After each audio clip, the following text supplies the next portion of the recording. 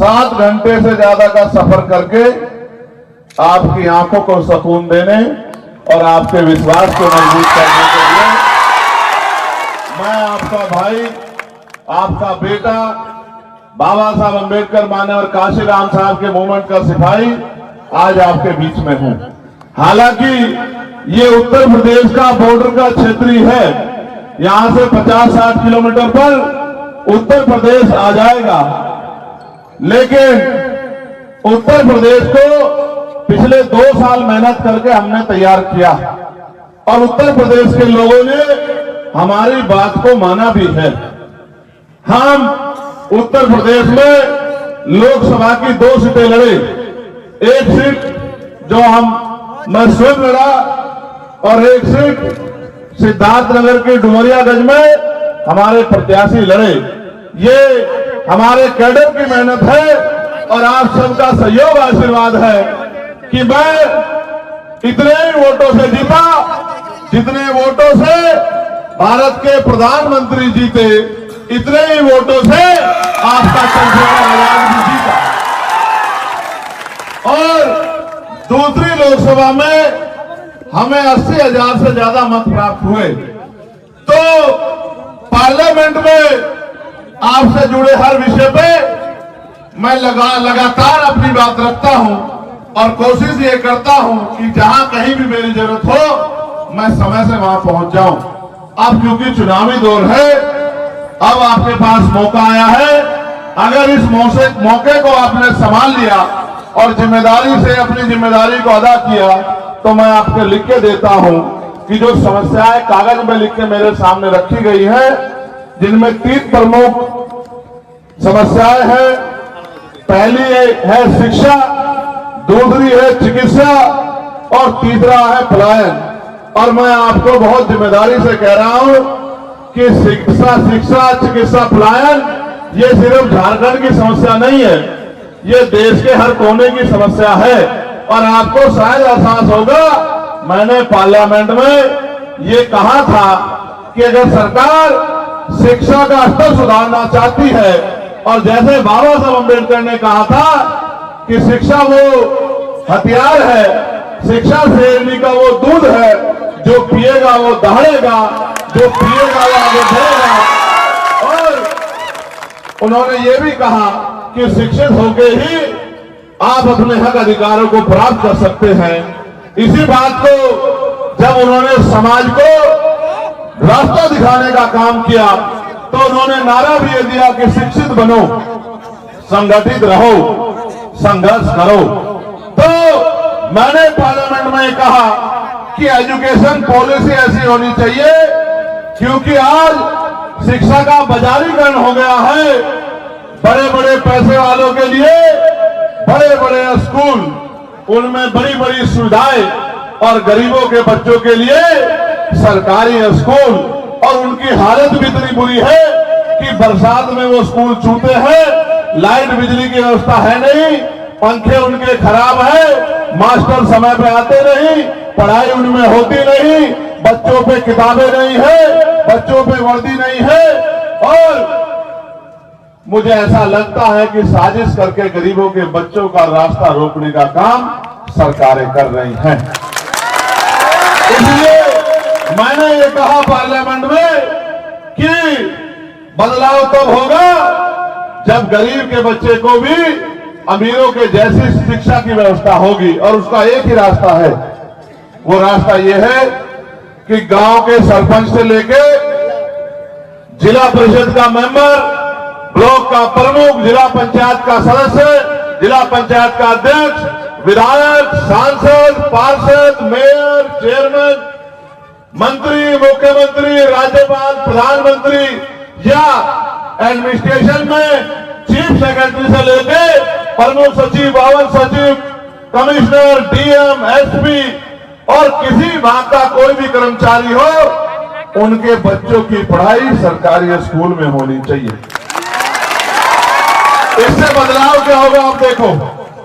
एक जैसे हम 3 भाई यहां खड़े हैं, आप सोचो स्कूल की एक कुर्सी पे विधायक जी का बेटा बैठा होगा और दूसरी कुर्सी पे जिला अधिकारी का बेटा बैठा होगा और तीसरी कुर्सी पे मेरे आपके गरीब परिवार का बच्चा बैठा होगा, तो बताओ उसको अच्छी शिक्षा मिलेगी या नहीं मिलेगी? बताओ। क्योंकि जब अधिकारियों को अपने बच्चों की फिक्र होगी, नेताओं को अपने बच्चों की फिक्र होगी, तो उस गरीब के बच्चे का भी रास्ता आसान हो जाएगा, उसको भी बड़ी अच्छी पढ़ाई करने का मौका मिलेगा। और जब वो पढ़ाई अच्छी करेगा तभी नौकरी रोजगार करके अपने और अपने परिवार की गरीबी की बेटियां काटने का काम करेगा, उनको इज्जत सम्मान की जिंदगी दिलाने का काम करेगा। मैंने चिकित्सा की बात हुई, ये आप देख लो, लिखा है चिकित्सा। मैंने पार्लियामेंट में आवाज उठाई कि भाई चिकित्सा व्यवस्था तभी अच्छी होगी जब आप जितने भी सरकारी कर्मचारी हैं, अधिकारी हैं, जितने भी नेता हैं, जितने भी अभिनेता हैं, जितने भी सरकारी सुरक्षा प्राप्त लोग हैं, इनका और इनके बच्चों का इलाज सरकारी हॉस्पिटल में कराइए। क्योंकि प्राइवेट में पैसे वाला तो चला जाता है, उनका इलाज तो हो जाता है, लेकिन गरीब के बच्चों का इलाज और गरीब का इलाज तो सरकारी अस्पताल की तरफ वो देखते हैं। और जब वो सरकारी अस्पताल में जाते हैं मेरे साथियों, तो पहले तो डॉक्टर ही नहीं मिलता। अगर डॉक्टर मिल गया तो वो पर्चा लिख देता दवाई का, और दवाई बाहर से मिलती है, और टेस्ट लिख देता है, तो जहां से उसकी कमीशन है वहां से टेस्ट होता है, और गरीबों की जेब पर डाका पड़ता है। फिर अगर अच्छा इलाज चाहिए तो प्राइवेट हॉस्पिटल में जाना पड़ेगा। गरीबों के पास कहां इतने पैसे हैं कि वो प्राइवेट में इलाज कराएं। तो इसलिए गरीब ये सोचते रहते हैं कि ये सरकारें हमारी जिंदगी में बदलाव करेंगी।